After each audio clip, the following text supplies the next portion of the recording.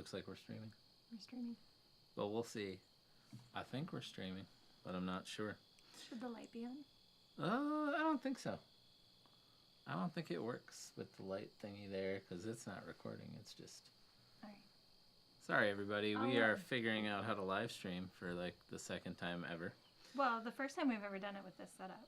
Yeah, so hopefully you can all hear us. This is off of our camera that we use to shoot episodes with. I'm going to cheat. Oh, she's going to go look it up.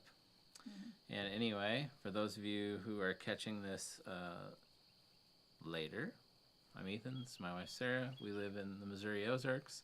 It says wrong. There we go. Or you should actually view it and make sure that it says we're there, okay. That we're actually streaming. Yeah, look at that. We're streaming. We're streaming. How cool is that? All right. Anyway, we've been living out here for 4 years now, and we were releasing more content before we came here, and then we came here and pretty much released nothing. Mm-hmm. Right? Yeah. Yeah. Yeah. So, it's totally our fault, but life happens.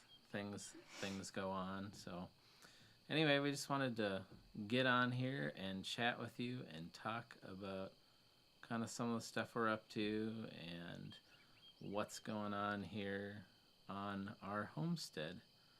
So when we moved here, there was absolutely, it was just woods. Total woods. Yeah, it was just forest all the way to here. We're over 1,500 feet back in on our property. Mm-hmm. And this is the Ozarks, so nothing's flat. So it took us a long time just to get back to here, which was kind of a wee bit crazy. Hi, Wildlife Oasis. We have somebody watching. Oh, hi. Hey, somebody is watching. I was just talking to nobody, or I thought for a while. This was a very last-minute decision to pop on and do a live stream because it's we were going to try to shoot an episode today, and then everything didn't work. And we're losing daylight. So I said, frustrated Ethan doesn't make the greatest YouTube. Right. So that's true. It is, well, at least maybe people would find my despair hilarious. I don't know. But we decided, let's do a live stream. So we set this all up through our fancy camera, which is kind of cool. So now I can actually look at you guys here and we can chat with people and everything else. Yep. But if there's anything you want to know or you have any questions, let us know. We'll be happy to go over things. But we were just saying, when we came back in here, it was a lot of work just to get to here.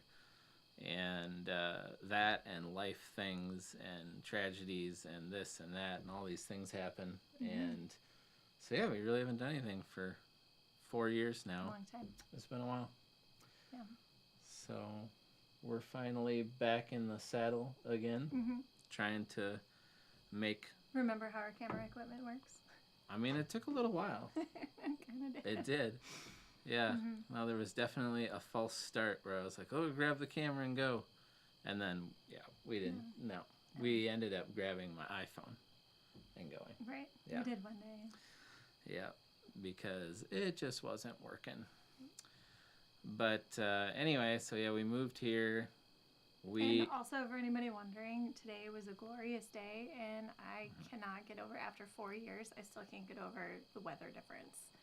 Missouri from Minnesota. Oh, yeah. Just FYI. Yeah. I was just telling her tonight, I don't miss anything about Minnesota. Like, I don't miss the cold.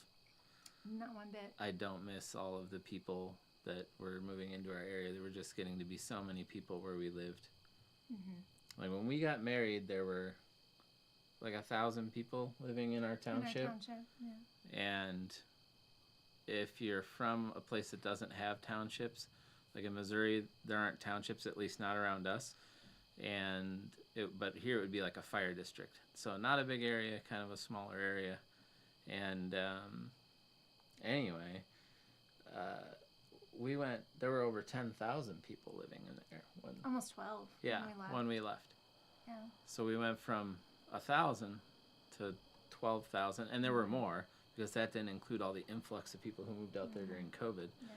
I would guess it. I don't know. 30. wow. more people. Yeah. I bet by the time we left, there was actually closer to 20,000 people there. Yeah. At least 15,000 people. There were just developments going in everywhere. And I don't know. I'm a country kid at heart. So that's not a me kind of thing. Mm-hmm. People and stuff everywhere. Yep. Anyway, we are sitting on our porch right now. So this is our porch, who Gary came and helped build. Yep. Super nice of him. I don't know if any of you watch Off Grid with Doug and Stacy, but Gary, who I met up there working on Doug's building years ago now. Mm-hmm. How many years ago? 2018? 2019. 2019. So like 5 years ago, I met Gary there, and we've kept in touch. And as soon as we moved down here, he's like, I got to come help you. So he and Lawrence, I sawed all the lumber for it, and he and Gary built it. Mm-hmm. And that guy's amazing. Oh, yeah. He's super helpful. Gary's the best. Yeah. Gary's like a secret weapon if you have him in your back pocket. Yeah. He's like an Uno reverse card on a bad project. You just pull him out and go like, And this, yeah, exactly. And this is actually, at least as of right now, kind of our favorite part of the whole house. Back porch. Oh, Jerry, how you doing? Well, we are good. I mean, we're good now. Yeah. We've definitely had lots of ups and downs since we moved here. But roller coaster. We're feeling good, and outside of my beard, which is looking a bit wild. It needs to be trimmed. It does. I don't exactly look my best. But hey, that's how it goes. Yeah. So we're kind of right in the center of our property. We built the house pretty much in the center. Because I learned my lesson in Minnesota that you don't want to be too close to the edge where you can see other people. Yeah, when we first came here, I said, somebody thought we should build on the ridge to the south of us over here. And I said, no way. And they said, why not? And it's a beautiful spot. And I said, I don't care how beautiful it is, because if somebody buys land right next to me and puts in 10 houses, I'm going to be like right on the edge, and then our house, and then I'm going to be annoyed. And he said, there'll never be a development go in with 10 houses. And maybe that's true. We'll see. I would have said that about Minnesota. Not. Yeah, that's true. Like when we were kids. Watching from Ireland. Hello, Ireland. Ireland is someplace I would love to go to. I know. We'd both love to go over there. Yes. We had an epic trip planned that we never took. That I know. Who knows? Maybe someday we'll get to take. Yeah. We had a baby instead. We did have a baby instead. That's true. But if we ever get to do that, Ireland's on the list. Yeah, for sure. Well, it's hop, skip, and a jump from England, and really just a skip. So we need to go there. Yes. So we might as well go to Ireland too. Yep. Anyway, what was I saying? Center of our property. We ended up building here. Everyone thought we were nuts because they're saying it's never going to get developed, and I really hope it doesn't. But I thought that about Minnesota. When we first got married, I would have never assumed that. Right. If you had told me there were going to be 10,000 people living in that township, I would have said, "There's no way. Yeah. There's no way." But what are there going to be a house in every field? Like it 10 is very houses? different here. It's like stepping back in time. Yeah, really that's what is. it felt like, actually. Yeah. It for sure felt that way. Yeah. When we first moved here, it felt to me like we were in the Zimmerman-Princeton area of Minnesota, and it felt like that. Mm-hmm. That's what it felt like. Mm-hmm. It felt just like that, but when I was a kid. Mm-hmm. So like here, everybody waves at everybody. You're driving down the road, everybody waves. Everybody waves. And at first, I was like, you're like trying to jump your hand up at the last second because you're not used to waving. Forgetting to wave. Oh, in Minnesota, it got to the point where if you wave, like when we first were dating, I drove to town, took her into town, and I'm like, I waved at a guy, and then I waved at somebody else. And I asked him, like, who is that? That yeah, person? she's like, do you know all these people? And I'm like, no, we just wave at each other. that all changed though. By the time we left, it was like if you waved, it was like you were accosting someone. Yeah. They were like, Who are you? Who are you? Yeah, it felt like, I don't know, if you said hello to somebody in New York or something, they would, or you look at them, they're like, why are you looking at me? Yeah, it kind of felt like that. But yeah, in fact, down here, we even, like, I was driving past and it was a sheriff's deputy or a trooper. You know, we met each other on the road and he waved. And I was like, wait, the cops even wave at people? I mean, if I waved at a cop in Minnesota, he probably would have whipped around and followed me and been like, what's your angle? You know what I mean? Like, what are you trying to pull over on me? Mm-hmm. Why are you waving? Why are you acting this familiar with me? Yeah. Oh, man. Anyway, so yeah, we got here, been here for 4 years, and we really love it here. Anybody who wants to move here, or anywhere you want to move, but I would say go for it. For sure, in this area, the people are nice, the weather's nice. It is November, and we are outside at night, well, dusk, and I'm not cold. I was a little chilly. She's always cold. She runs cold. She runs cold, I run hot. That's how that works. So... No, but it is good here.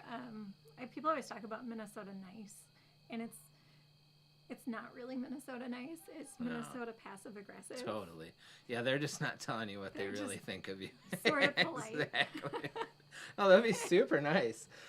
Like, but here is totally different. People genuinely are friendly and caring, and total strangers, friendly and caring, and in a way that we just had never encountered before. How you doing? Yeah, no, you're right. Yeah. You're right. The people here are very, very nice. We went to when we met Justin and Rebecca Rhodes. Yeah, we talked about that. Yeah. They were talking about how nice everyone was, and in Minnesota, nice. Yeah. And what'd you say? I said, but it's really not. But no, I'm just. I said yes. Everyone is very polite, and nice to you, but I think that's generally because they're just not telling you what they. Yeah. The one thing that I noticed the first, I think it was the first day that we were down here when we first started looking for property, and we've been driving around all day, and we stopped at a gas station. It was getting late, and I had to wait with a Nancy child who needed to go to the bathroom, waiting in a line for the restroom, and this woman came out, and she was on crutches, and she had a cast up like 3/4 of the way up her leg, and the woman in front of me waiting in line for the restroom stopped her. She walked up to her and she stopped her and she said, "Will you tell me your name so I can pray for you and pray for your healing?" And I thought, well, this is weird because I can't think of another time or place where I've encountered somebody who genuinely cared enough about a stranger to say that. Yeah. Well, the other thing is, like, if you did that back home in Minnesota, I think everyone you might offend someone. Or if people just think you're nuts, probably. Yeah. But we love it here, and we are doing great, Pam. Busy. Life is busy. I have 10,000 things to try to get done, but things are going well, I think. Mm-hmm. We are always, since we've moved here, I kind of feel like it is a constant state of like ups and downs and ups and downs. And so the downs, you kind of get to the point where you maybe stop being worried about them too much. Yeah, they just become less important, I think. Yeah, you're just kind of like, okay. At first, the adjusting to off-grid life was interesting, I guess. And at first, those downs seemed huge, and now they don't. And by off-grid, we mean like basically camping with a generator. When we started, yeah. We were camping with a generator for quite a while. Yeah. It was like camping with generator. Yeah. That was it. Yeah. Which was nice to have a generator, electricity. Yep. We have our solar now, and it's just amazing not to have that generator. We had like years of running the generator and years of it burning away, and it was the most annoying thing. And then I don't know that we realized how annoying it was until it we shut it off. And then we were like, wait. What is that? The Those are sound of like nature? those are crickets we hear. Yeah, exactly. What is all this? I don't have a constant headache. Yeah. What is happening? What is all this devilry Yes. noises? These creaking things and chirping things. But it's wonderful. I can say, well, we've joked about this a lot in the past with all sorts of different projects, but coming here, it became an extreme where you think something is going to take a certain amount of time, and you know that you're going to be wrong and that it's going to take more, but going totally off grid and cutting it on raw land, it's not just more time, it's quadruple times 1,000 extra time. Yeah, everything is harder. Yeah. And takes longer and is more. There's just. Yeah. I don't know. You just get used to it. I posted a couple of shorts, videos and stuff in TikTok here a year ago, something like that. And I was showing how we get our water, and somebody was like saying like, oh, why do you make it sound so bad and complain? And I'm thinking, I think it was a woman, because I was like, lady, if you think this is bad, you have no idea. This is just what it takes, Yeah. And there's nothing joyfully fun about just, it's a chore, There's the drudgery of the normal. Yeah, it's not like, people don't, I don't know many people who are like, yeah, I get to shovel my driveway. Right. This is the most, it snowed, and now I get to shovel. Like, people don't do that. And I don't do that about getting water. I mean, I got to get it, but I don't, take great joy in getting water. Yep. So it was kind of comical to me. But generally speaking, anytime you take away things like easy access to power, which we totally took for granted before we came here, was not something. I mean, even little things like, well, you have a generator, but how big is it? How much can you run? Yeah, right. How many things can you run at one time? We played for years there. We played this musical chairs with things. Yeah, it would be somebody would shout down, "Hey, I gotta run this appliance. Can you shut off your and so it'd be like, okay, shut this off. Don't use that. I bought right after we moved here. I bought a brand new, nice Makita air compressor because I needed a new one. We didn't have one. I needed one. I didn't even think about the fact that it wouldn't run on our generator. No, I didn't even think about it. And I did think about it enough to go, oh, well, this says it's under our total wattage, but that's like its running watts and not the amount of watts it uses right when it starts, which is a lot more. So it's only been recently, since we've gotten the solar working, that I've even been able to use that. So, and you just don't think about those things, and everything becomes a little bit more difficult when you don't have power. You just have to think ahead. Yeah, well, that's a big thing, too. Yeah, I mean, it's a huge thing to plan, because we were definitely used to not planning over things. Right. Because it was no big deal. You would just run out of town or whatever, and it wasn't that big of a deal. And it was probably the first, right before we moved in, it took us about 2-3 weeks to push in back far enough to get the RV in here. 3 weeks. Yeah. And in that 3 weeks, the amount of time I wasted in a truck driving back and forth because we needed something, was kind of crazy. And you learn real quick when you waste all that time and you're trying to get something accomplished. Do you homeschool also? Yes, we do homeschool. We have homeschooled. We have 5 children. We've homeschooled all of them. She went to a regular school, huge high school with I don't know, her graduating class had 1,000 people in it. She started homeschooling her 10th grade year, 11th, 10th? Ninth. My freshman year, yeah. And then I started homeschooling when I was in 10th grade. I went to a private school. And, where are we sitting?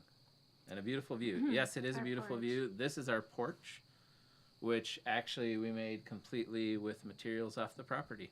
So these posts that are on the behind us and stuff, those are 8x8s, and there's a big 8x12 that runs across. Yeah, you can't really. No, you can't see it, but it's up there, and we made this all for probably with the roofing. And the concrete stuff, we figured about $300. Nah, I figured $500. Okay. Yeah, $500, I think. Mm-hmm. Well, something like that. It was very affordable. And yes, it is a beautiful view. I love this view. Wait, there's no way to tell you from the camera perspective, but behind the camera, off of the porch, my kitchen windows. So I have a very lovely view. This view behind us. Yes, and that is the ridge on the other side of the river. Yeah. We own about 10 acres on the other side of the river, which I have actually never even been to. Yeah, sadly. we have parts of our property we've never seen yet. Yeah, my kids have been over there a bunch. Apparently we have a ton of pawpaws over there. I've yet to get over there. Really, sadly. Yep, I know. I've just... Is the ND filter still on? Do I need to adjust that, or are we still good? Can you guys see us? Hopefully you can see us all right. It looks okay on our screen, but yeah, hopefully they dark, can see us. So. Well, yeah. I can see me, yeah. so hopefully they can see me. How did we meet? Oh, where did you see that? Right there. Oh, look at that. How did we meet? We met in this thing called Civil Air Patrol. Mm-hmm. That's how we met. I was 14 when we met. You were 13? 13. Mm-hmm. And then we started, so I was her, well, we always competed at things. We were constantly competing for positions and rank and everything else. Mm-hmm. So I became a flight commander. She was my flight sergeant.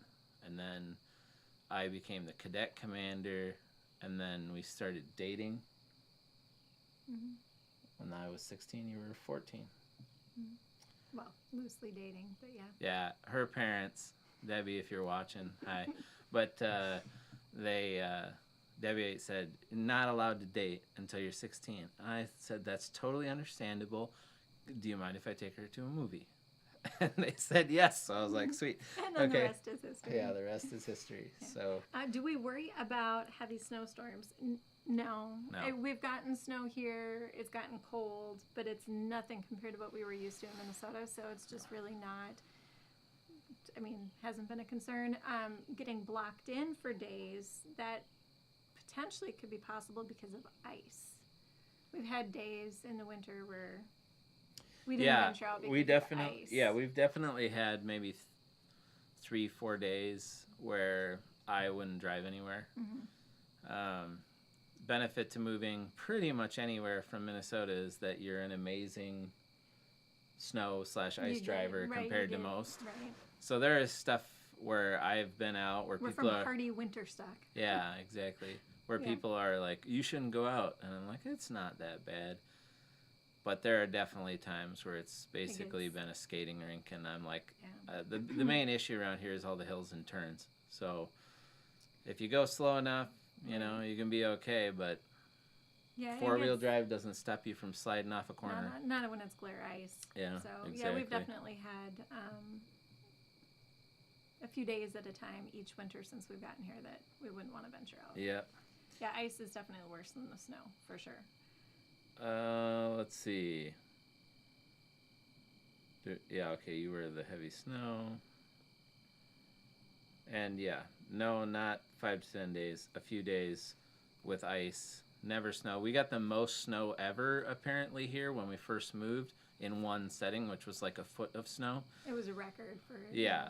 And since last winter, they say it snowed. Did it? I don't remember it snowing at all last winter. In fact, I thought it was odd because we didn't get any snow. The rest of the winters we've been here, we at least get we'll get an inch, 2 inches, and then basically. So what happens here generally is it freezes at night, and then during the day it's above freezing. Up.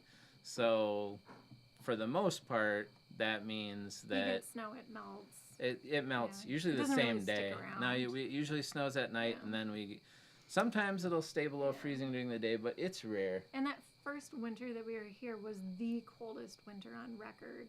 And for us, it wasn't cold compared to Minnesota at all. Yeah. In fact, I didn't get a jacket out until this last winter. I'm losing my Minnesota, though. I'm getting colder easier. Oh, yeah.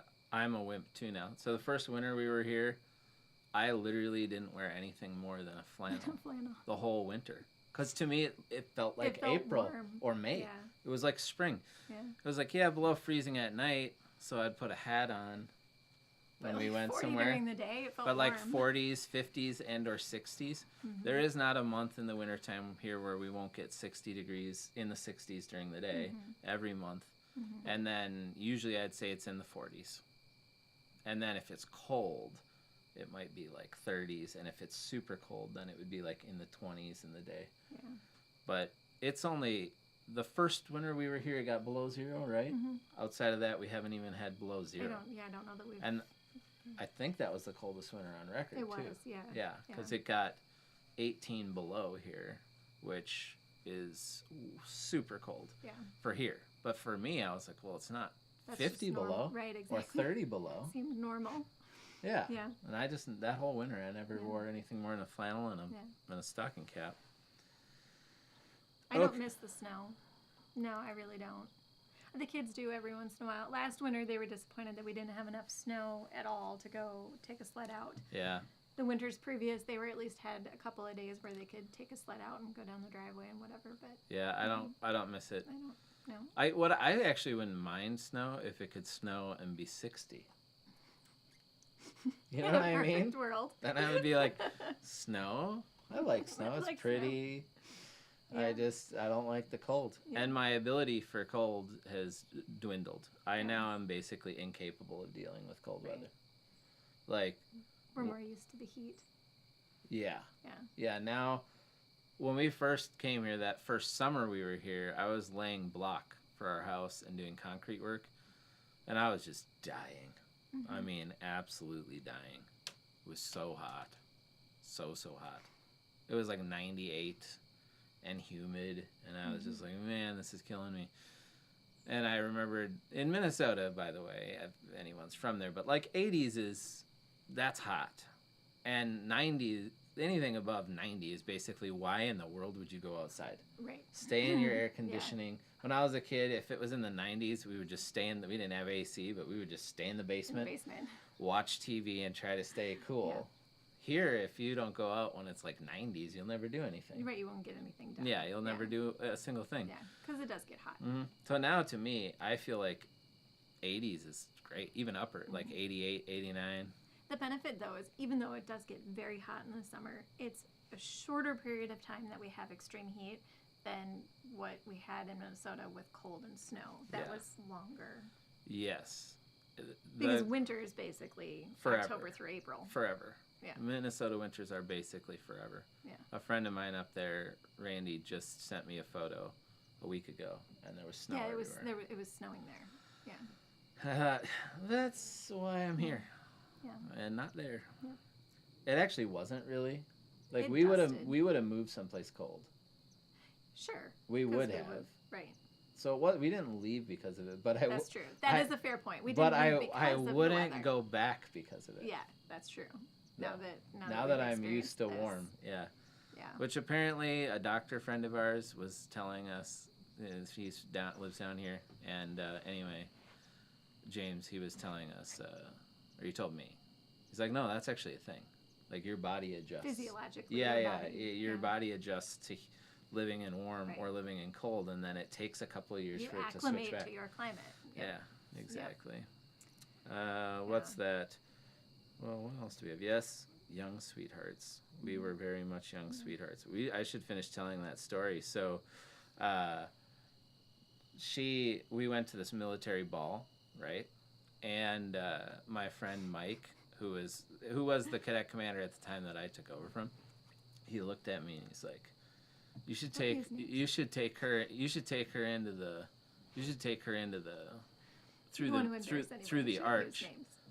arch, you know? You should take her through the arch. And I was like, no, because it's a military ball, so they do the swords up thing, right? And I'm like, no, I'm not taking her in there. That's not going to happen. That seems very inappropriate. You know, she's my subordinate, all this stuff. Yeah. But I did anyway. And then as soon as we got in there, we like split up. And then she started dancing with some other guy. With Mike. No, that was I was all right with. It was some other guy. It was some other guy. He got jealous. I got so jealous. I was like, no, mine. Leave her alone. And then he realized, wait. Yeah. So then later that night, I was talking with Mike, and I was like, I either hate her or I'm in love with her. I don't know which. And he said, think you're in love, dude. And that's the story. That's the story. That's how it happened. Thank you, Ruth. Winter sun. Our yeah. Oh, wait. The UK, I'm back here. Where are you at? Were you? I was looking I was at here. moved from Canada to the UK. I would, I would miss the sun.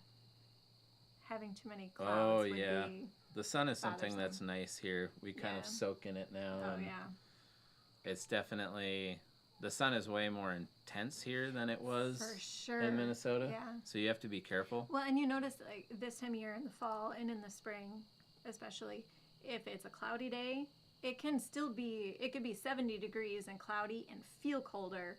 But if it's sunny, it feels hot. It's very strange because the intensity of the sun really makes a difference. Yeah. Well, I don't burn normally. Yeah. Like I couldn't tell you the last time in Minnesota I don't burned. think you've ever gotten sunburned since I've known you. I don't remember. Right. But here I've gotten it twice. Fried. Oh, this summer I got really fried. We went kayaking. Around here they go floating. That's what they call it. They float the rivers. And that's just taking a kayak down the it's river. basically taking. Well, we're calling them kayaks because we were both sea kayakers as kids, and these so we're a little things don't really seem like we're a real little kayaks. bit snobby in regards to what we're willing to call a kayak. But the kayaks, not a kayak by the way, that's what it means. The kayaks, you sit on them. Well, we went down the river. I did with a buddy, his sons, and my oldest son, Lawrence. And so we were going down there, and I wore shorts because, You're in the river. I'm in a river. And it became obvious about halfway, 2/3 of the way down. I was like, well, I'm getting fried right now on my legs. So I still have huge lines where my shorts were. And, I was like, it was bad. It was he got home, he could hardly walk for couple of days. It hurt so bad. It was it felt bad. Horrible. I've only been burnt that bad in Mexico when I was a little kid. But see, I always burn, no matter what. So I've just learned to be really careful and stay out of the highest sun in the summer. Yeah, there was one other thing here. Our summer's brutal hot. That I would say that depends on what you define as brutal hot. For a Minnesotan, yes. Once you're used to it, or if you're from a warm, compared to Virginia, no. Virginia, to me, was very, very hot. I went out there one summer. A friend lives in D.C., and so I was out in that area, and I thought, man, I'm going to melt here. So I would say... Still has never been quite as bad, even with wicked humidity. Sometimes in the summer, it still has never felt as oppressive to me as that day that we stayed in Shreveport, Louisiana. We stayed in Shreveport once, that was we pulled in at night, got a hotel, left the next morning, walked out the door of the hotel, and went, it was like a wall. Yeah, it was horrible. It was 8 a.m. in the morning, too. It wasn't late. It's never been quite that bad here. No, I agree. It hasn't been. But yeah, I would say July, August, you're talking, it's going to, cool will be in the 80s. Normal is probably upper 80s, low 90s. Up on the high side is upper 90s. We probably get a week or two over 100, where it's like 100 to 100 to 105 maybe. Mm-hmm. I think the most we've ever seen it was like 105, which is hot. And when it's that hot, even the locals around here are like, it's hot. So I would say 90s, 80s and upper 80s, low 90s, July and August, and humid. Let's see. Yeah. Let's see. Talk to any UK resident in the winter. It's cold, even though it's still on the plus side of Celsius, like 10 degrees Celsius. Yeah. It's warm there. They get that nice Gulf Stream, all that Gulf water comes up and just warms that all of Europe, really. I mean, Mm-hmm. if you think of how far north, England is, or Sweden, I mean, you're talking Arctic Circle. So go that far north on, North American continent, and you're going to be where in the wintertime it is like downright, I mean, way colder than what we were used to. Right. Yeah. Floating on bus tire inner tubes down the river. See, that is what I always thought of as floating down a river. Because where we were from, they'd get the inner tubes. People would take the inner tubes and they'd spend all day slowly floating down the river. Yep. But here, that's not, when people talk about floating, that's not what they're talking about. No, nobody means that. They mean about those canoes. Sit on kayaks or canoes. Yep. Yeah, it was really weird to me at first because I couldn't quite get my brain to connect those things. Yeah. And the next question: do you have ticks? Oh yeah. We have. Oh yes. Yeah, though they're not, as far as volume, they're not any worse than Minnesota was. We had just as many ticks in Minnesota. In fact, when it'd get bad there, it'd be just as bad here. The only difference I will say between Minnesota ticks and here is there's really no Lyme's disease here, which is nice. Yep. There are some other tick-borne illnesses, but if you look at like the heat maps of tick-borne illnesses, Minnesota actually was way worse than our area. Hey, Jenny's. I just texted her. Hey. But we have what people generally refer to as seed ticks, and I still am confused as to whether or not they just mean nymphs or an actual different kind of tick. And they are itty bitty, teeny tiny. You can hardly see them, and they get really bad because you can't see them, and the dogs will bring them in, and then next thing you know, you've got 100 of them all over. But what I truly, truly, truly, truly despise that we did not have before that we now have is chiggers. Chiggers are the worst. I cannot think of any good reason why chiggers exist. Mosquitoes were terrible in Minnesota. We really don't have mosquitoes here really at all. I mean, we have them, but not in a nuisance way. But the chiggers, they make you not want to go outside during July and August. Yeah, you don't go out in the chiggers? Yeah. I was going to say longer than that, really. Mm-hmm. That's when they're really bad. Yeah, I mean, the chiggers are bad, and the dogs will go out and bring them in. And so if anything they sit on or get on, then they're going to get on you. And the first time we had been chiggered, it was actually when we walked the property when me and the kids did. Yeah, the first time we saw, yeah. Yeah, and then I came back to the RV because we were in Mountain Home, Arkansas, and later that night I'm like, my legs are on fire. They're so tiny you can hardly see them, and you don't realize that you're covered in them until it's too late. And it was bad. So really bad. I would say generally the ticks aren't bad here, but the one weird thing is, like, I don't react to anything in regards to like being bit. I'm not allergic very much. She will react to just about anything, but I don't.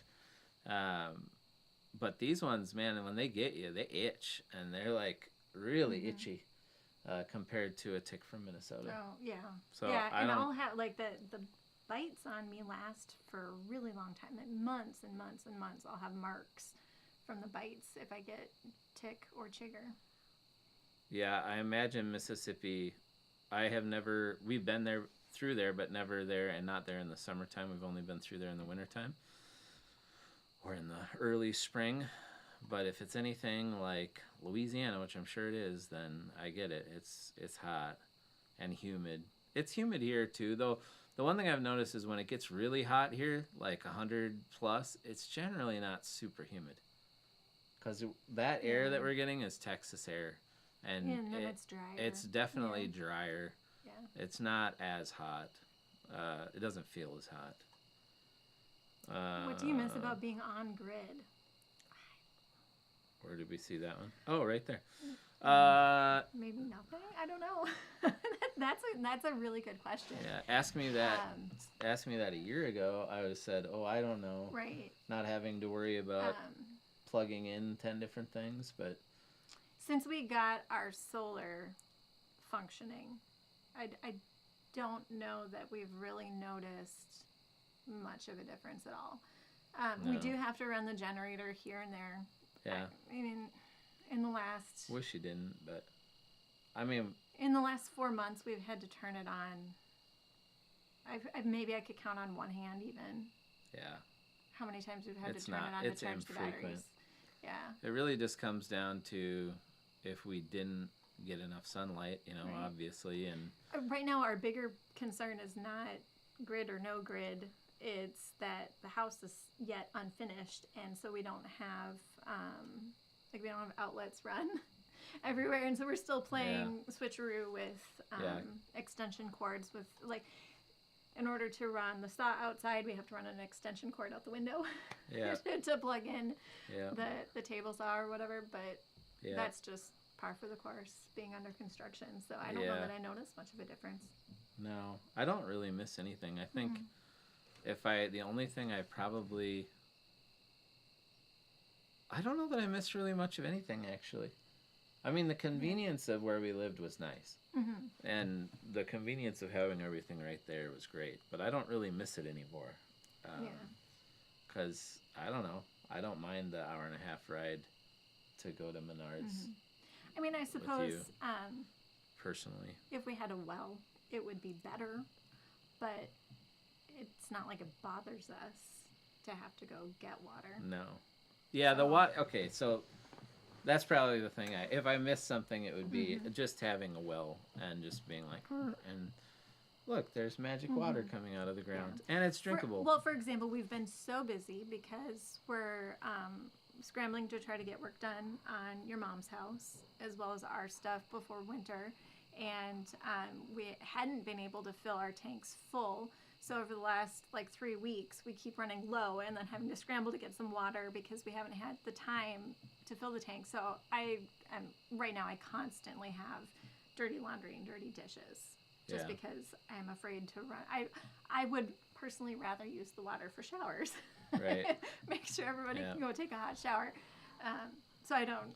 Yeah, if we get behind, because it takes me, it takes 5-6 loads, something like that, of water to fill our tanks. Mm-hmm. So you do the math, if it's 30 minutes a pop, it's not an insignificant amount of time to go do that.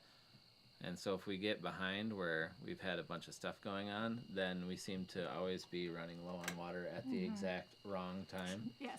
And that does get old. Yeah. Let's see. Oh, discovered our videos a week ago. Hello.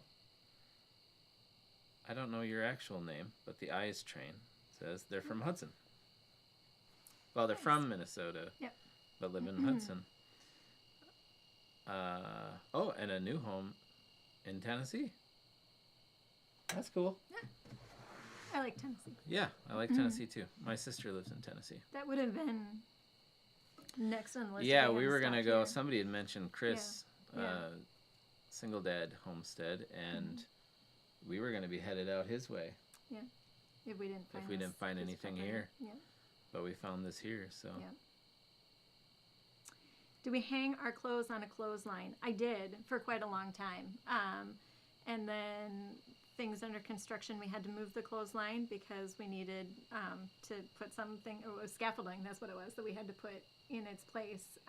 And we never hung up a clothesline again because we got a dryer. So I would totally go back to putting clothes on the clothesline a lot. I just haven't put up a new one yet. So I do use the dryer. Yeah. Yeah, things like that. Cause she did a lot of washing in a. I did. Well, for washing the first in a bucket. 3 years, because we only got the washing machine and the dryer a year ago. So it's only been the last year that I've used that. Otherwise, we did our laundry off-grid style in a bucket outside with a plunger. Or you would go do it. My parents rented a house close to us, and so she would take laundry for large there. loads. I would go there. Otherwise, we did everything outside, and with kids helping, it went pretty quick and was easy. So if we had no other options, but you can do that. I could survive. Yeah, I think that's the number one thing we learned moving here is if everything fell apart, we'd get by. We'd get by. It wouldn't be comfortable, but we basically were living with everything apart. Mm-hmm. So it was kind of like electricity was nice, but outside of that, we Yeah. had to kind of get everything and do everything the old-fashioned way. And we've kind of gone into everything with the mindset of have the convenience that we want, but also have a backup. So like we do fresh milled grains. We don't buy flour. We do everything from whole wheat berries. Yeah. So we have an electric grain mill, and we also have a hand crank manual one. And the electric one is way easier. Better. And yeah, we could do the hand crank one. it just would take but a you know, long her time. and the kids take, you know, it takes, I don't know, twice as long. Right. Yeah. And it's a good workout, Right. which isn't a bad Yeah. thing, but when you're just wanting to get stuff cooked quick, it's nice to just throw it in and So we live for the convenience that our lifestyle offers us, but have the backup of being able to do things manually if need be. Yeah, right now we heat with wood, so we don't have to worry about that. Yes, it is a propane dryer, Ruth. Yeah, it's electric would be too much draw, I think. Yeah, I've tried to stay away from any resistive electrical loads, so we don't have any in the house. Yeah, and even the washing machine, the first one that we got kind of a fancy newer one that was agitatorless and all electronic and whatever, and we took it back and traded it for an old manual crank one because it worked better. We do garden. This is the first year of the garden, so we made a terrace. We have very steep hills around here, as you can imagine, and the hill right to the south of the house here drops down about 200 feet, something like that. And so we'll be terracing the whole thing. The whole way down, yeah. And so we got the first terrace done, and we did get some gardening in this year. Unfortunately, we didn't preserve a whole lot because the kids ate it all. Yeah. Like, They just pretty much I wanted picked the pickles, garden but clean. every time I looked out my office window, I'd see my second youngest son out there. Augie would be out there, and I'd see him with a cucumber in his mouth, and I'm like, I guess we don't get pickles, so they literally basically ate it all. Well, we were a little late getting the garden started this year, and if you know anything about the Ozarks, you would know that the ground around here is nothing but rocks. Yeah. And yes, stuff can grow directly in the ground, but not very well. Well, everything seems to want to grow. Right. Well, yeah, but it's not really great for like vegetable gardening. So we wanted to get some compost or whatever we could get, and we searched, and the first couple places we found when we started looking last year was way too expensive. Then we finally found something that was reasonable this year, so we got, I don't remember, was it 3 truckloads that we had dumped to fill beds that we put in on the terrace. And we went into it with the idea that this was just going to be kind of an experimental year. And what we discovered is that the setup works great, but the soil itself definitely needs to be amended. I think we're very nitrogen deficient. Yeah, we'll find out. But then the other issue that we discovered was our water situation. Yeah. It did not coincide with It was gardening not very conducive to gardening. So we need to get rainwater catchment set up. That's our ultimate goal. Well, it's not the ultimate. It's the short-term goal. Yeah. The ultimate goal is we're either going to switch to a well when I can afford one, but they're anywhere from really quite affordable, on the cheap side. Maybe this is not with a pump. This is just the well casing and the drilling, but like $6,000, but could be up to $15,000. It really depends on. And I know some places it's $50,000 for a well, but here, and anyway, if it were $50,000 a well, then I'd just be like, I guess we're never getting a well. Right. Yeah, the problem is you don't know what to expect until they start drilling. No, so it's just we don't not know. been in the cards Apparently, they can get down. They drill down through the topsoil, which isn't really. It's like soil and rock, dirt and rock, and then once they hit the limestone, they'll drive a steel casing down to that limestone, and they actually embed it in the limestone, and then they keep drilling inside. And so this will be an 8-inch pipe they drill down, and they drill this 8-inch casing down, and then and then they do an 8-inch shaft. And if it stays in limestone the rest of the way down, so they might have, say, 80 feet or 50 feet or 10 feet of the topsoil till they hit limestone, then they drive the casing in, and then they still need to go down. Where we are here, it's going to be probably at least 350, if not pushing 400 feet down in the limestone. A neighbor that's about a mile away he's 400 feet, so we figured probably about the same. Somewhere in that range.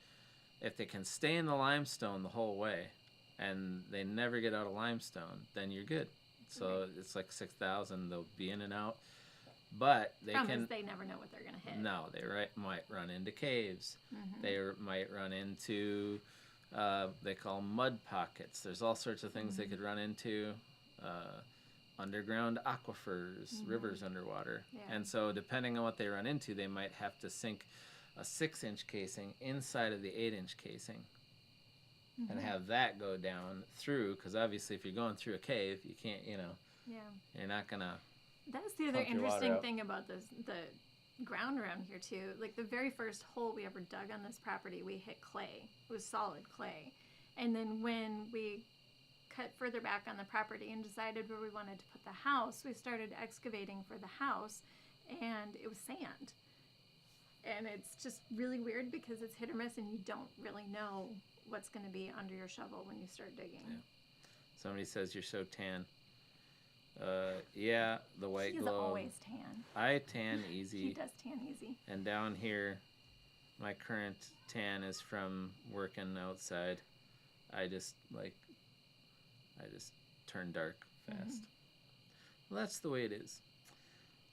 Mamsie's garden, I love that you got a lot of dill pickles. That's awesome. Oh, yeah. I don't doubt we got 80 pounds of pickles, quite frankly. Yeah, it was a half a bed. I don't know how long those beds are. I mean, we had a good pickle crop, really. We had a great cucumber crop, yeah. They're pickle crop, yeah. Wannabe pickle crop. Yeah, but the kids ate them all before they could become pickles. I know. We only got to do one, and that was refrigerator pickles, right? Yeah. Well, and I did that because you wanted pickles so bad that I knew if I didn't make refrigerator pickles, we'd never have actual pickles. So this next year we'll do more, but we put in the terrace this spring, and so we planted definitely late here. I mean, for here, we can be really a lot of things we should be planting in beginning of March. So we missed that. We didn't plant till May. I do still have stuff growing down there, though. I've got some turnips left to pull. In fact, I pulled a monster one for dinner the other night. I should throw that picture up on Instagram for anybody who's on our Instagram account. I'll remember to do that tomorrow. The turnips did well. We've got some radishes that are ready to pick, and I've got sweet peas still growing. Yeah, they grow fine here. And they look great. Which is and I think I can go ahead. Still weird. I think I'm gonna go ahead and still put some lettuce. Do you remember that first time we went to Jess and Jeremiah's house? And there was like green stuff in January, and we were like, "How's?" Because the grass was green in spots, not completely, but there were spots where green, and we were like, "How is this even possible?" It's just like that here. Yeah. Again, I'm convinced that we can get, even without a row cover, that we can still get some good lettuce going right now. Yeah. So I think I'll still do that. Well, and I'm planning on building some cold frames on the little raised beds we made, so that we can raise lettuce this winter. There are some things that's like kind of too hot. Like radishes and things, it can be where it's like, they just won't grow the root at all.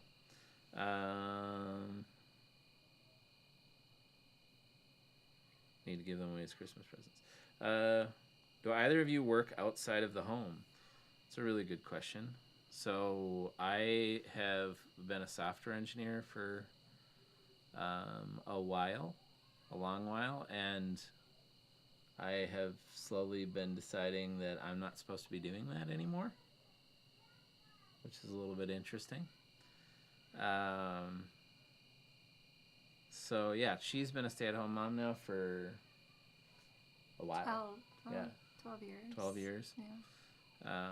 But I work. Yeah, I worked outside of the home until our second child was born. I continue to work.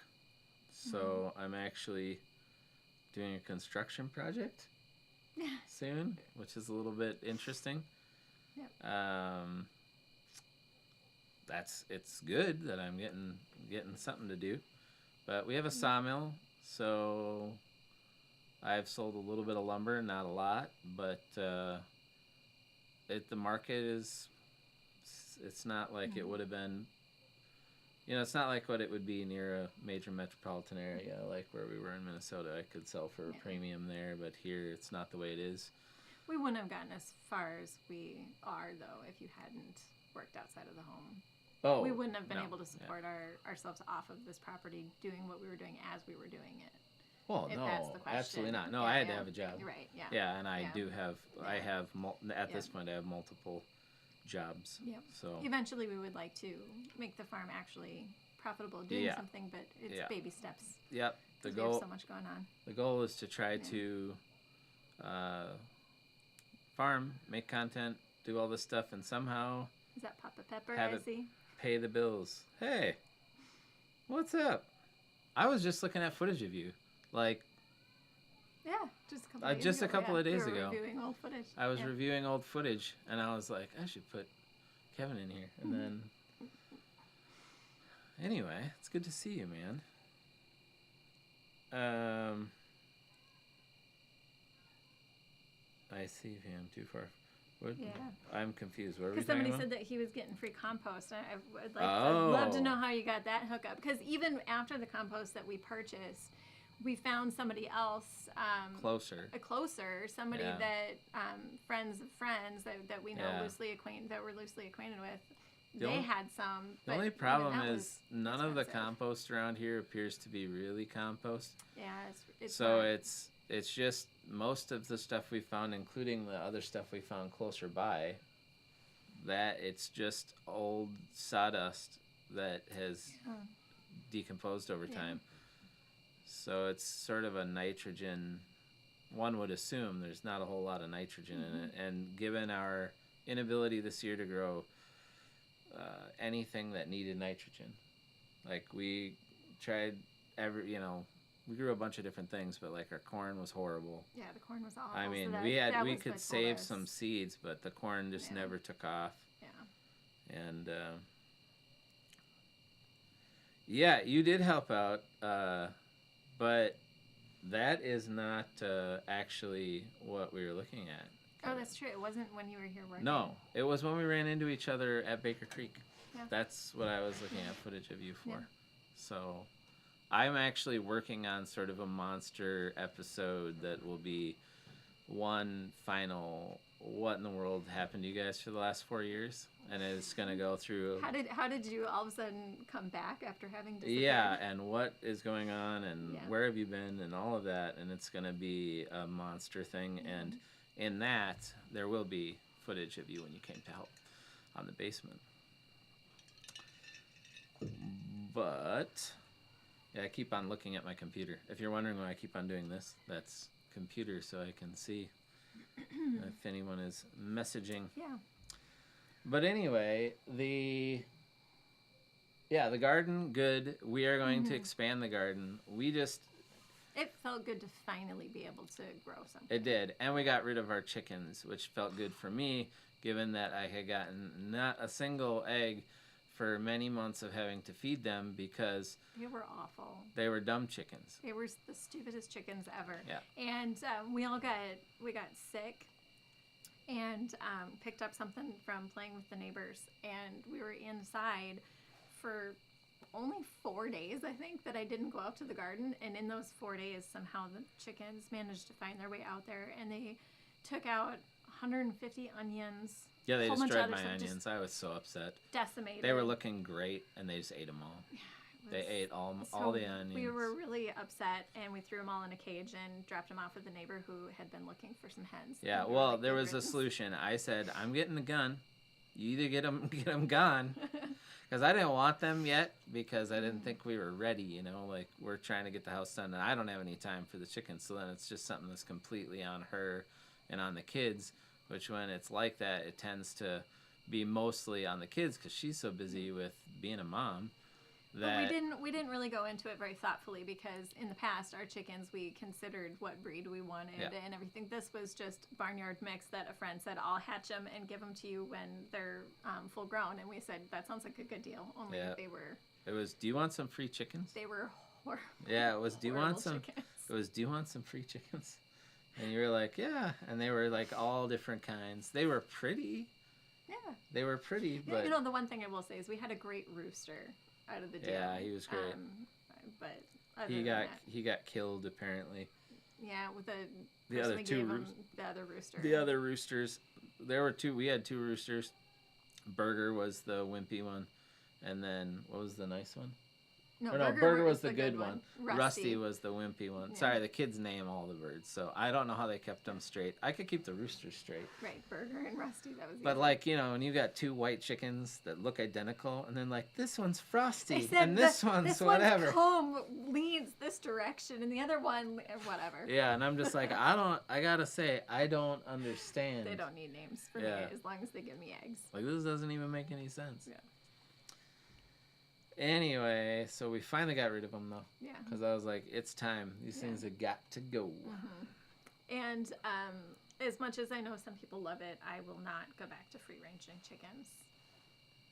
No. Ever again. No. No. No. They just were too destructive everywhere. They get into things, and yeah. we're actually soon we're going to be making a sort of deep bedding facility for raising birds, and it'll be specifically for broilers, and then we'll probably make another deep bedding setup for if we had a big farm and we had tons of pasture and we had cattle out or something, I would definitely do what Joel Salatin does and move them around. And I've been out to his property, and the way he does that makes a lot of sense. And then you can free range them, because who cares? But we don't have any pasture. We don't have any grass. No. At all. Well, we have rocks and grass. Trees and there's grass. Wispy green things that pop up here and It's there. coming in. We've cleared out a bunch of land. Mm-hmm. Yeah, we will have pasture. Yeah. We are actively We're in the process of it. Trying to get that. Yeah. Mm-hmm. Basically, can't free range here, too many predators. Yeah, you would think, because we have a lot of them here. Right. But we would put them up at night. As long as we put them up at night, we didn't lose any. Right. If any got left out, they were gone. They would be on. Yeah. Because we have bobcats, and they definitely, and like the guineas, we and started with 10 guineas and only had, 5 or 6 left.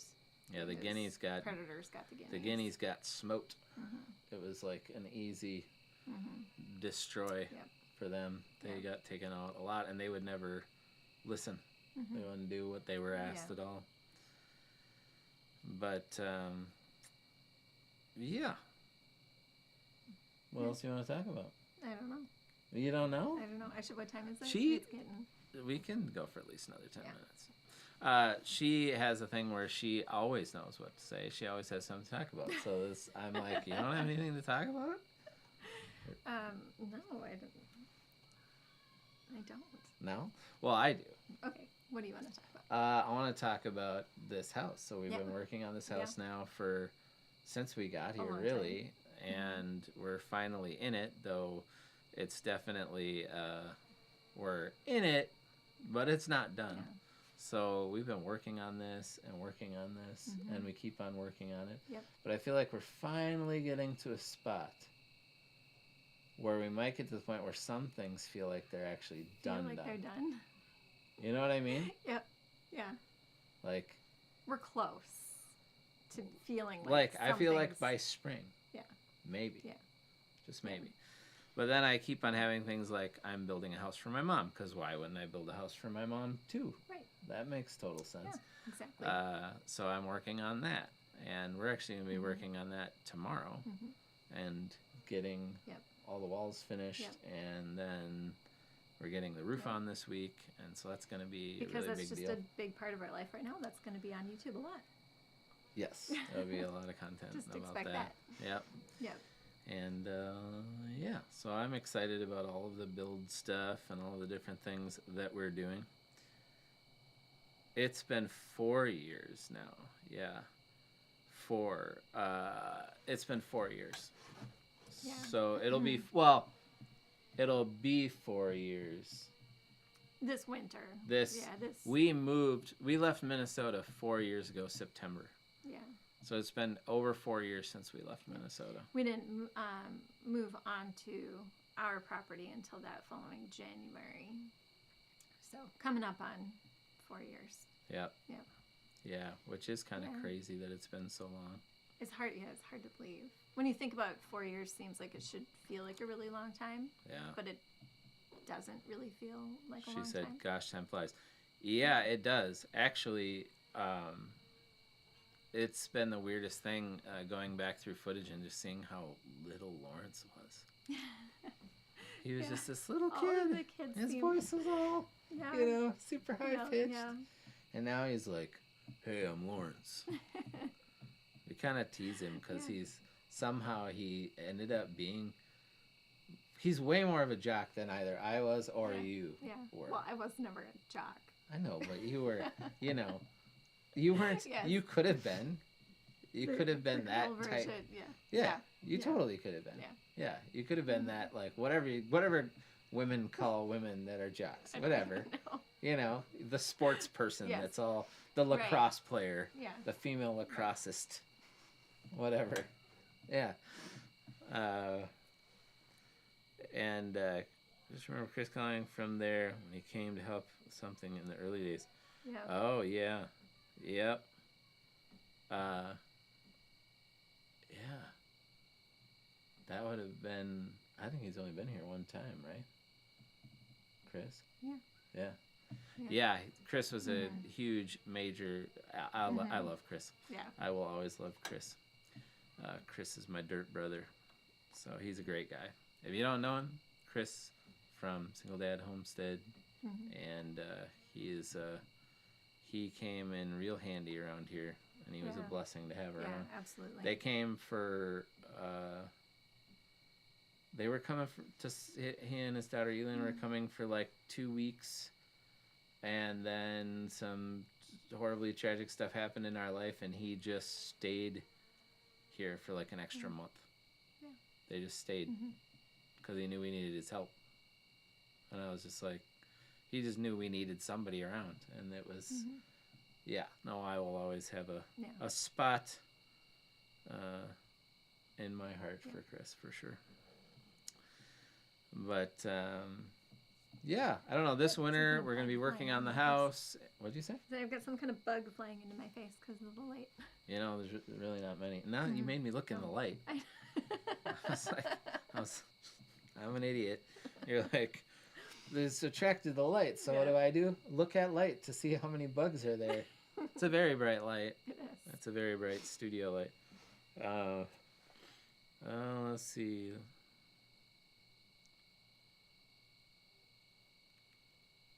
Hi, Patty. Which events did we meet you at? I'm curious. In 2019, we went to a lot of things. We met at Jess's Shindig, right? Was that the first time we met you, Patty? I believe. I'm pretty sure that's what it was. Oh, thank you, TNT. That's very, very nice. I don't know about how courageous I am, but I try to be honest. No, I don't know how to try to be courageous, but I try to be honest. I don't know about the attempt for courage. Well, I mean, Yeah. Sometimes you're just too dumb to know that you should turn around and run,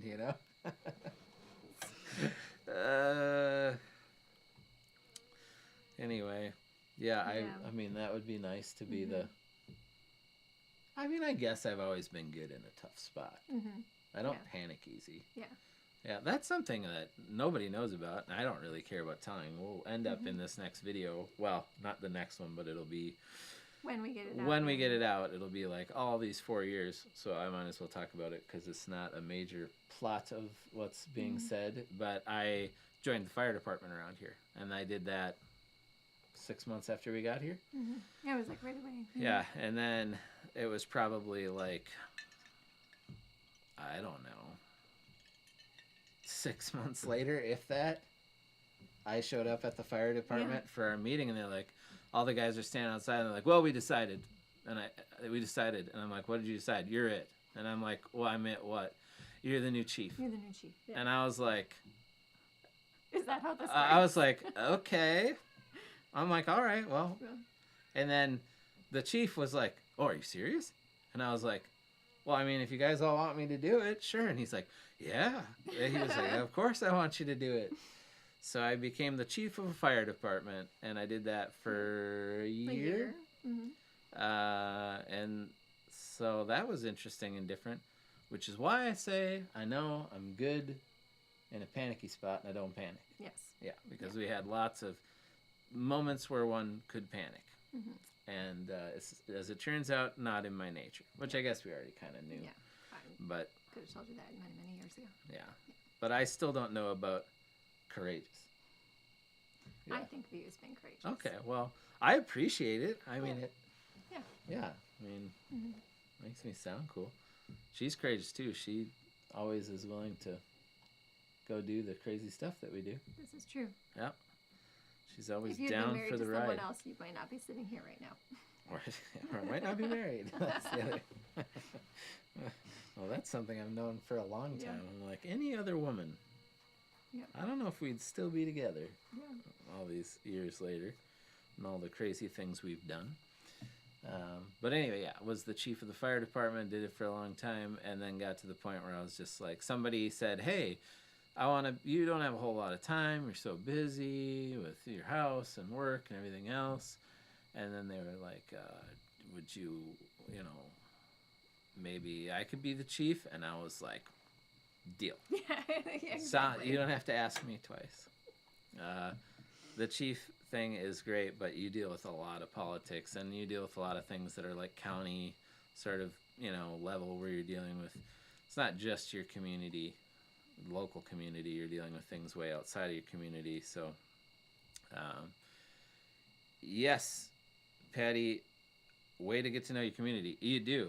And that's when I started. Yeah. That's what I said. I'm like, I'm gonna get to know people really fast doing this, and sort of build up a reputation that I otherwise wouldn't build maybe. Yeah. And that is one of the main reasons I joined, was just to get to know everybody. We started meeting like our immediate neighbors, which was weird because in Minnesota, I think we only knew a couple of our immediate neighbors. We had hardly like knew anybody. 50 neighbors, and we didn't know any of them. Yeah, but then through the fire department, then we started meeting a lot of people more in the extended area. Yep. And it was a great way to become connected in the community. Yep. Yeah. It's good to know the sheriff. Yeah. It's good to where he knows you, you know him. Yep.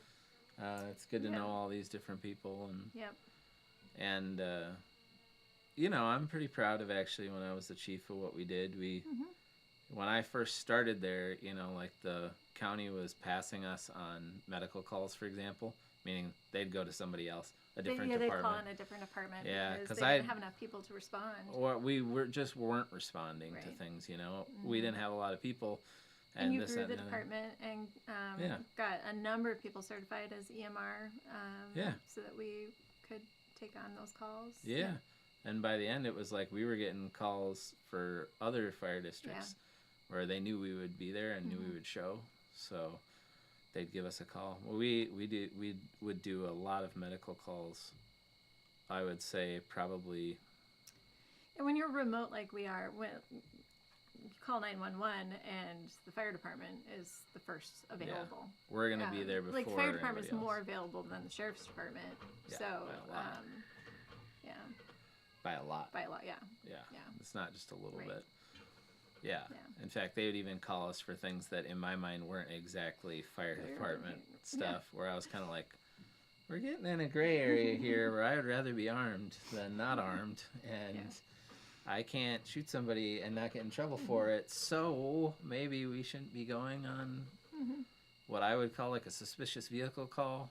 But you're saying, well, somebody might need some help that's on a car on the side of the road, and it's like, what'd you say? Oh, but I was wondering what the noise was. Cat. Oh yeah, the cat is climbed crawling up the here. ladder and wanted to make sure he got in the door. So anyway, did that for a year. The insurance rates, that's more complicated than most people probably can imagine. Yeah. We really didn't probably do anything for people's insurance rate because we don't have enough water, which is strange. We pump out of rivers, so and the way it works is your insurance rates are based on how long it takes for the fire department to respond, but then also how much water that fire department has. And you need to get to where you have like 10,000 gallons available, which is way more than the trucks carry.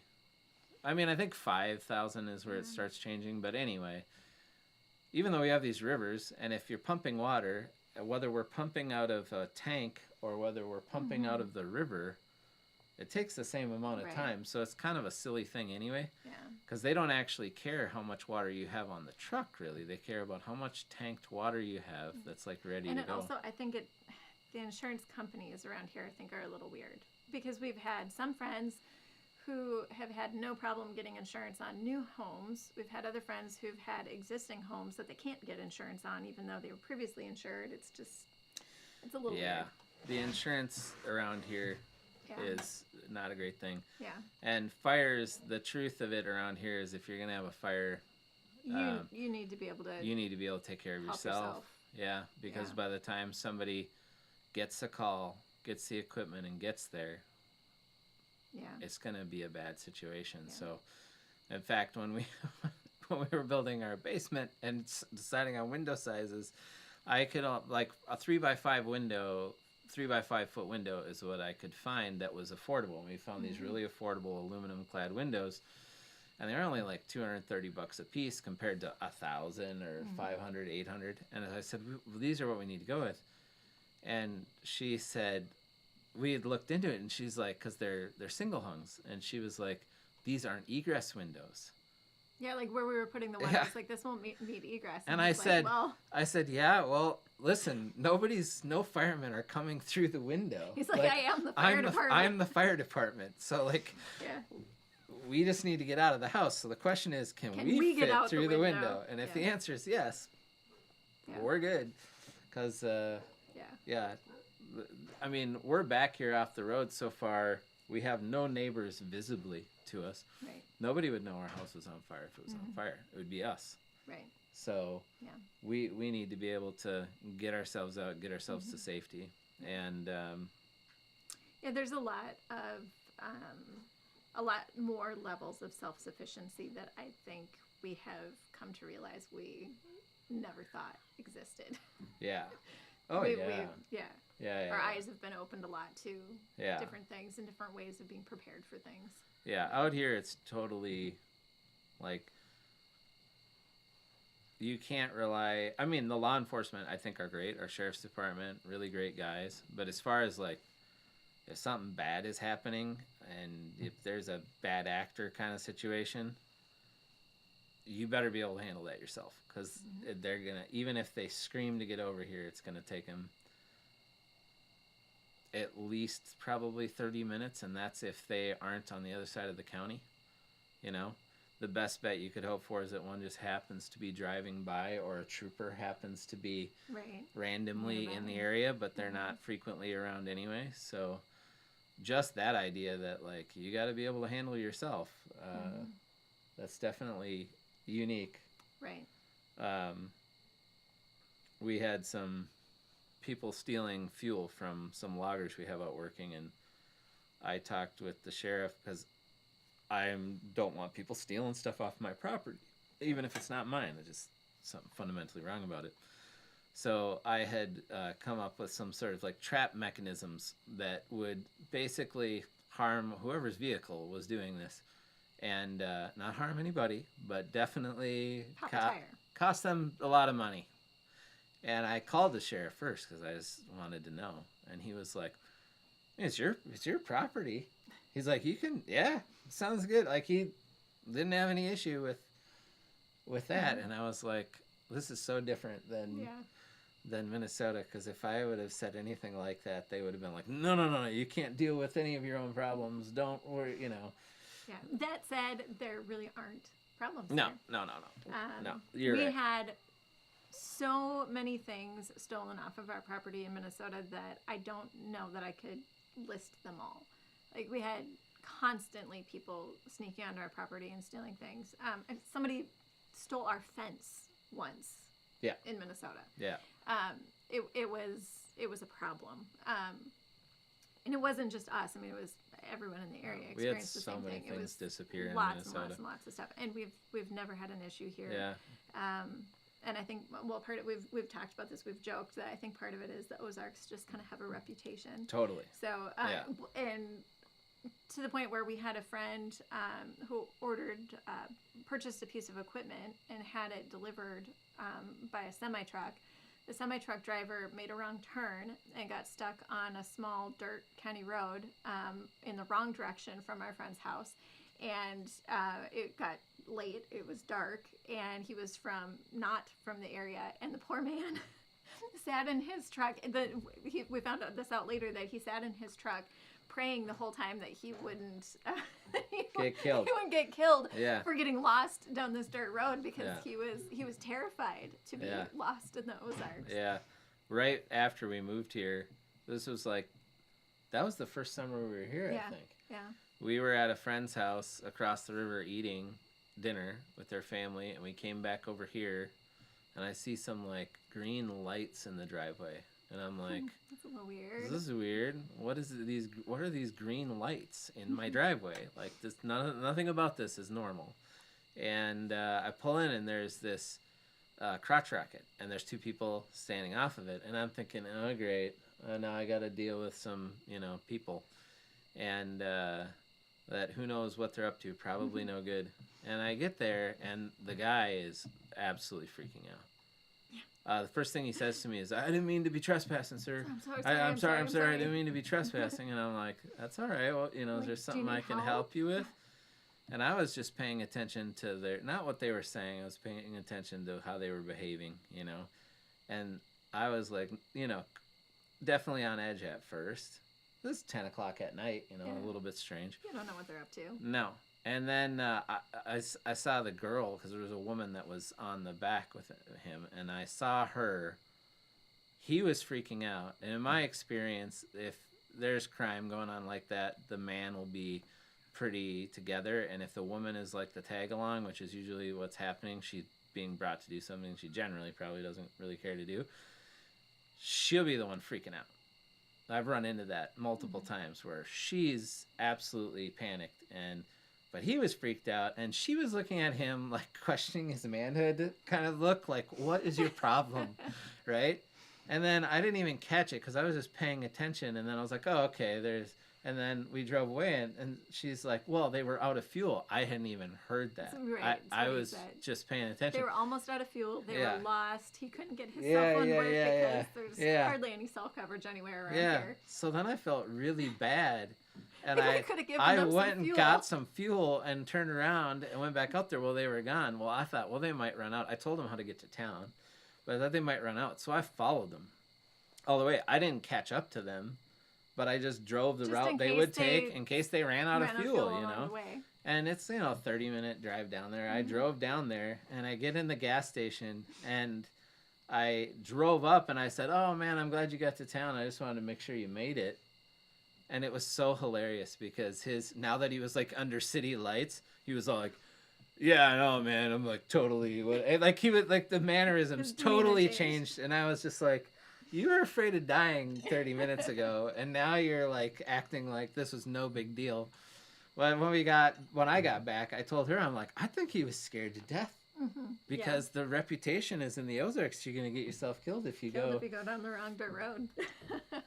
I don't know. Truthfully, everyone I have met here has been pretty great. And although there are definitely areas and people, and they're like anywhere, they're very specific people. There's kind of like a Hatfield and McCoy's thing down here, and there are definitely those groups that, treat them with respect and keep a wide berth. So I don't want to say there's not a road you could drive on down here that would probably not be a smart road. I'm saying I've never run into that road. Everyone's been super kind, but the fact that there's the reputation, it's like, people come here, then at least they're respectful. He was just trying to get, they were just trying to get to a resort. Yeah. His buddy owns a resort. Yeah. They're from St. Louis. He was trying to get to a resort, got lost, cell phone doesn't work, almost out of fuel. Anyway, it still was a funny situation that happened. If you would share the story about your hand. Oh, my hand? Yeah. Hand. My hand. Yeah, sure. I'll tell you the story of my hand. So I was a young lad in Minnesota, and the newspapers got it wrong, by the way. I don't know how many of these things I can say, so I'm going to leave some of it out because it is YouTube after all. But it's a pipe and then something that goes like that. That's what they said it was, and it was not that. I was building a pew-pew because I found a bunch of gunpowder that my grandfather had. So he had a bunch of He was a powder. kid, you know. I was a little kid. Kids do fun things. Things that they think are fun. I was like 13, and I thought I found all of this this powder. I'm going to make a pew pew. And the pew pew just went boom. And that's what happened to my hand. And yeah, it was like 340 stitches on my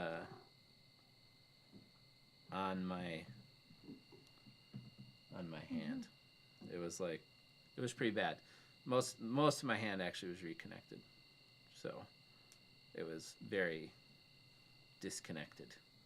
And I had a really great plastic surgeon as a child who totally fixed me up.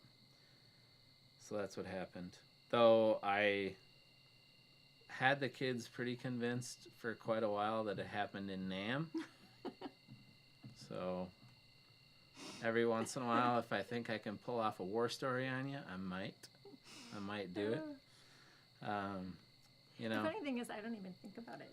No, I don't either. The fact that you're anymore. missing a finger. No, I don't either. He does so much. He can play guitar. He can play piano. He obviously builds a house. I mean, I don't think it limits you in any way, and so it's never even something I think about. How tall are you? Well, that's a personal question. She's shorter. I'm over 6 feet tall. I'm not going to say exactly how much, but it's not over 6 feet. I don't say over 6 feet. In reality, it's like I'm 6 foot and a half inch.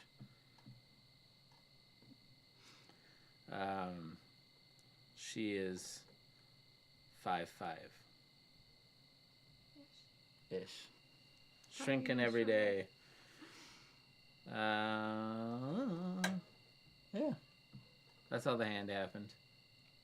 Yeah, it's weird. I don't think about it at all. Yeah. You know, most people actually don't even recognize that. Like if they meet me. Must be my magnetic personality where they just don't even pay attention. I'm joking. But seriously, most people... Yeah, I suppose on camera you pay attention more.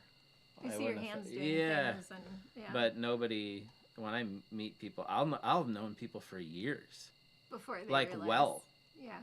Like really well. Yeah.